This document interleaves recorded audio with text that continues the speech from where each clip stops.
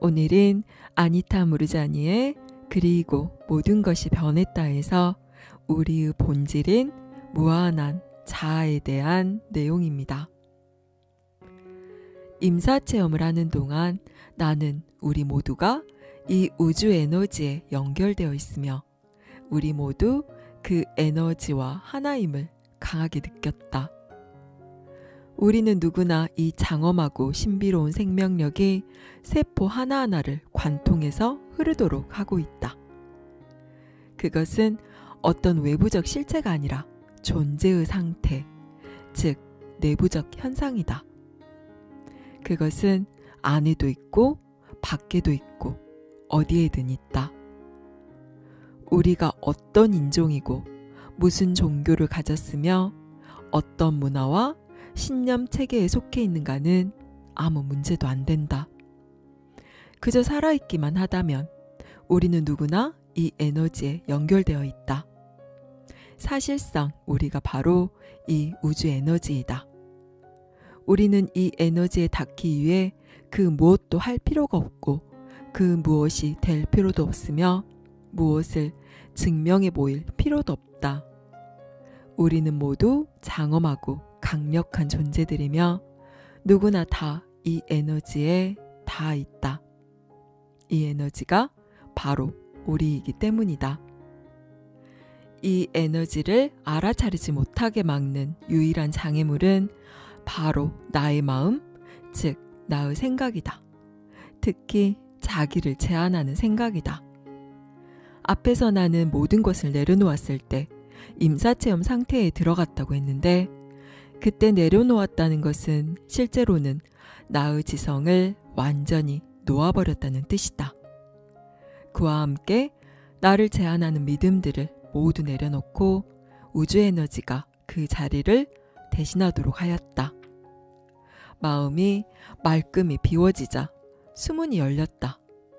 낫기 위해서 우주의 본성을 거스르며 싸우다가 이제는 기가 그 흐름대로 흐르게 내버려둔 것이다. 처음에는 나를 이끄는 것이 무엇인지 분간하기가 힘들 수 있다. 차이는 이렇다. 마음은 행위함에 더 관련되고 영혼은 존재함에 더 관련되어 있다는 것이다. 무한한 자아는 우리의 본질이다. 앞장에서 사랑이 되는 것의 중요함을 설명하면서 말했듯이 그 무한한 자아가 바로 본연의 우리 모습이다. 지성이란 이 삶을 살아가는 데 필요한 도구에 불과하다. 지성은 끼니를 잊고 집세를 내기 위해 얼마나 돈을 벌어야 하는지 계산하는 데 반해 영혼은 오로지 자기 자신을 표현하고 싶어 할 뿐이다. 무한한 자아는 우리의 본능과 직관이 자리한 곳이기도 하다. 집을 사려고 할 때 우리 마음은 특정 지역을 고르고 예산을 짜는 등 선택권을 좁혀나갈 것이다. 그러나 정말 살 곳을 정하는 마지막 결정은 순전히 직감에 따르는 경우가 많다. 우리는 어떤 장소에 대해 왠지 그냥 좋다는 느낌을 받곤 한다. 거기에는 설명할 수 있는 어떤 논리적 이유도 없다. 그것이 바로 무한한 자아가 하는 일이다. 우리는 복잡한 삶을 살아가느라 우리가 우주 에너지에 연결되어 있으며 이런 자연적인 능력을 타고났다는 사실을 자주 잊어버린다. 우리는 자신의 목소리를 듣지 않고 상사나 교사, 친구 같은 외부의 권위에 자기 힘을 내어준다. 감정을 억누르는 것 또한 자기 장엄함을 인식하지 못하게 막는 장애물이다. 감정은 영혼으로 들어가는 입구이기 때문이다. 하지만 우리는 복잡한 존재들이고 자신의 느낌을 통제하려고 애쓴다. 오랫동안 오직 머리의 소리에만 의존해서 살다 보면 우리는 무한한 자아와의 연결을 잃어버리고 그 결과 길을 잃었다고 느끼게 된다. 그저 존재하기보다 계속해서 뭔가를 하는 상태에 있을 때 이런 일이 발생한다. 존재한다는 것은 영혼의 목소리에 따라 사는 것, 허용의 상태에 있는 것을 뜻한다. 이는 아무런 판단 없이 자기 자신이 되도록 허용하는 것을 말한다. 존재함은 아무것도 하지 않는다는 뜻이 아니다. 지금 순간에 머물면서 감정과 느낌을 따라 행동한다는 것을 말한다. 그 반면 행위함은 미래에 초점이 맞추어져 있다.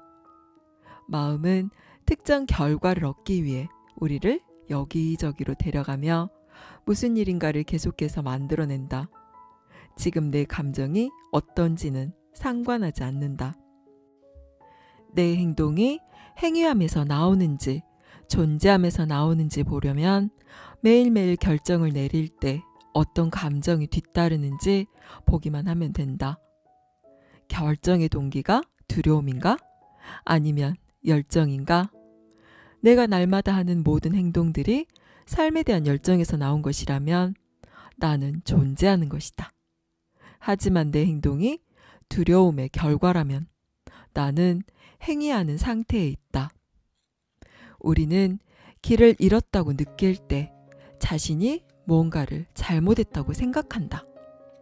이를 바로잡으려면 뭔가를 해야 하거나 얻어야 한다고 생각한다. 그래서 답을 찾아 밖으로 나간다. 다른 이들이 우리의 결점을 고쳐줄 거라는 희망으로 다른 이들을 찾아 나선다. 잠시 동안은 좋아졌다고 느낄지 모르지만 대개는 얼마 가지 못하고 더욱 비참한 기분이 되고 만다. 하지만 삶이 바라는 대로 있는 그대로의 내 모습에 진실로 귀 기울이기 시작하면 그래서 우리를 움직이도록 만드는 감정을 섬세하게 느끼기 시작하면 우리는 자신의 장엄한 영혼에 연결된다.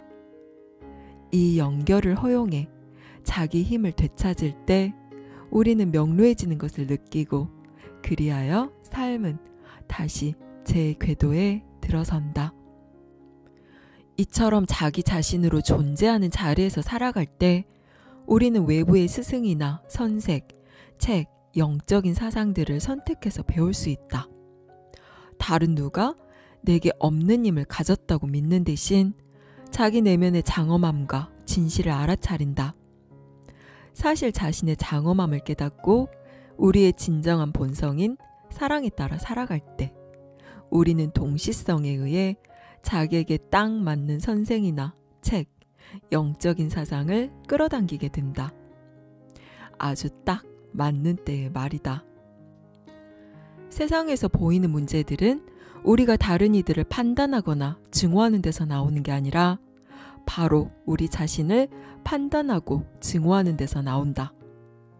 내가 암에서 나올 수 있었던 가장 큰 이유가 바로 두려움을 깨끗이 씻어내버린 무조건적인 자기 사랑이 있었듯이 더 나은 세상을 만드는 핵심 또한 모두가 자기의 참된 가치를 깨닫고 자신을 무조건적으로 사랑하는 데 있다. 자신에 대한 판단을 멈춘다면 자동으로 다른 사람을 비난할 일도 줄어들 것이다. 우리는 다른 이들의 진정한 완벽함을 알아보기 시작할 것이다. 우주는 우리 안에 들어있고 우리가 밖에서 경험하는 것은 오직 우리 내면의 반영일 뿐이다. 나는 중심에서는 진실로 그 누구도 나쁘지 않다고 생각한다. 내가 앓은 암이 내 두려움의 산물이었듯이 악 역시도 단지 우리 두려움이 만들어낸 것일 뿐이다. 장엄함의 눈으로 보자면 범죄자들도 그들 자신의 제약과 두려움, 고통의 희생양이다. 애초에 자기가 진정 누구인지 알아차렸다면 그들은 어떤 해악도 짓지 않았을 것이다. 마음가짐이 달라진다면 예컨대 두려움의 상태가 아니라 완전한 신뢰의 상태라면 아무리 사악한 사람일지라도 삶의 방향이 달라질 것이다. 내 삶이 암이라는 극한의 병에서 정반대 방향으로 선회하였듯이 말이다. 나는 세상은 물론 어느 한 사람도 억지로 변화시킬 필요를 느끼지 않는다. 밖으로 나가 세상을 바꾸는 것은 곧 그들이 틀렸다고 판단한다는 뜻이며 따라서 내가 그들을 내 바람이나 사상에 부합하도록 고치려 한다는 뜻이다. 그러나 모든 것은 시간의 그 지점에서 응당 그래야 하는 모습으로 존재한다. 나는 내가 할 유일한 일이 그냥 있는 것임을 안다. 여기서 내가 할 일은 그저 내 자신으로, 즉 나 자신인 사랑의 표현으로 있는 것이며, 내가 이 물리적 차원에서 살아가는 내내 내 안에서, 그리고 다른 사람과 주변의 세상 안에서 완벽함을 보는 것뿐이다. 우리 모두가 될 필요가 있는 것은 오로지 이것이 전부이다. 여기까지 아니타 무르자니의 그리고 모든 것이 변했다 였습니다. 아니타는 우리의 본질이 무한한 자아라고 합니다. 우리는 우주 에너지 전체와 하나이고, 분리라는 것은 우리가 만들어낸 환상에 불과하다고 하는데요. 이 말은 무엇을 뜻하는 것일까요? 우리는 이 세상과 내가 분리되어 있다고 믿고 있습니다. 피부를 경계로 그 피부 안에 있는 것은 나이고, 피부 밖에 있는 것은 내가 아닌 것으로 분류합니다. 오직 물리적인 몸만이 나이고 그 외의 것은 내가 아닌 것으로 생각하는 것이죠. 하지만 이렇게 나와 나 아닌 것으로 경계를 나누는 이 생각에 대해서 의심해 본 적 있나요? 당연히 내 몸이 나이고 그 외의 것은 내가 아니지, 무슨 말도 안 되는 말을 하느냐고 당신은 코웃음 칠 수도 있지만, 이 또한 자신의 착각일 수도 있음을 당신은 간과하고 있습니다. 다른 예를 한번 들어볼까요? 우리는 땅 위에 선을 그어놓고 여기는 우리 땅, 저기는 남의 땅이라고 경계지어서 그것을 진실이라고 믿고 살고 있습니다. 하지만 그 경계는 누가 지은 건가요? 원래부터 여기까지는 우리 땅이고 저기는 다른 나라, 다른 사람의 땅이라고 정해져 있던 걸까요? 세상의 모든 경계는 인간이 지은 것입니다.